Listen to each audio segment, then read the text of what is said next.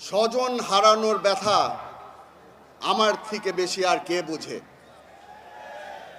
শেখ হাসিনার প্রিয় ডায়লগ। আপনাদের সাথে আমার পরিচয় নেই, তবে হয়তো এই স্লোগানের মাধ্যমে আপনারা আমাকে চিনতে পারবেন।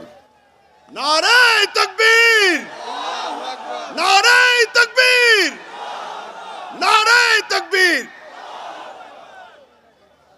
গত 16 বছর ধরে এরকম প্রোগ্রামে আসার অনেক চেষ্টা ছিল, আসতে পারিনি।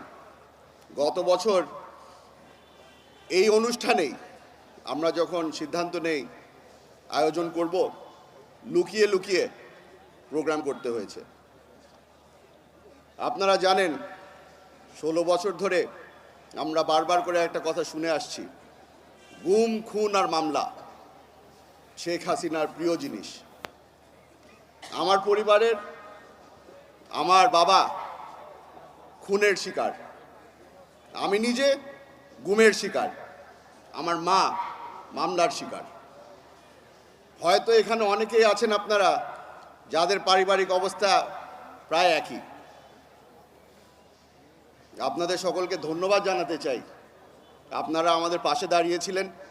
আমার মতো যেই পরিবারগুলার প্রায় ধ্বংস হয়ে যাওয়ার পর্যায়ে চলে এসেছিল, আপনারা সাহায্য করেছেন, পাশে দাঁড়িয়েছেন, আশ্রয় দিয়েছেন। আপনাদের কারণে আজকে আমরা এই মঞ্চে দাঁড়াতে পেরেছি।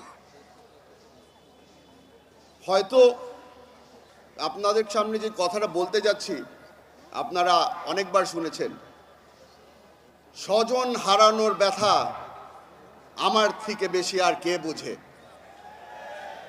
শেখ হাসিনার প্রিয় ডায়লগ।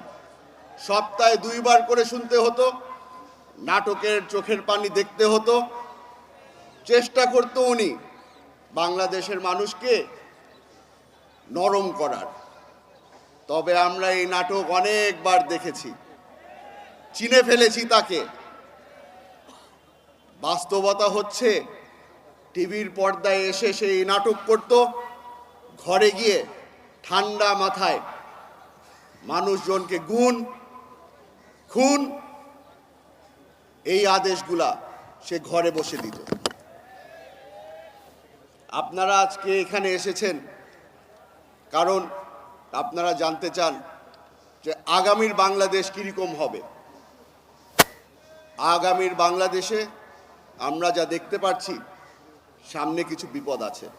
আমাদের পাশের দেশ আপনারা দেখেছেন বারবার করে বলে অবৈধভাবে কিছু বাংলাদেশিরা ভারতে ঢুকে পড়েছে, তাদেরকে ভারত থেকে বের করে দিতে হবে।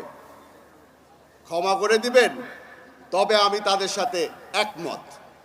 অবৈধভাবে আওয়ামী লীগের নেতারা বর্তমানে ভারতে আছে, তাদেরকে তাড়াতাড়ি বের করে দিলেই ভালো। আমরাও চাই তারা বাংলাদেশে ফিরে আসুক। তাদেরকে কাঠগড়ায় না দাঁড়ানো পর্যন্ত আমার বাবার আত্মা শান্তি পাবে না।